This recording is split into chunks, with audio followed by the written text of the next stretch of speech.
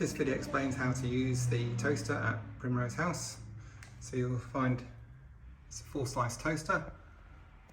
You'll find the control on the bottom, so you can turn this up, so the higher the number, the more toasting will be done. So ensure that it's turned on at the plug. You just pull down here. If you wish to stop early, you just push the eject button. You can do the same with the other side. Push down here, turn it to your desired toasting level.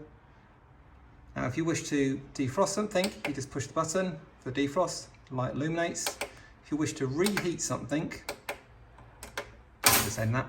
If you wish to reheat something, you just push the top button, again push that button to eject. And that's how to use the toaster. Thank you.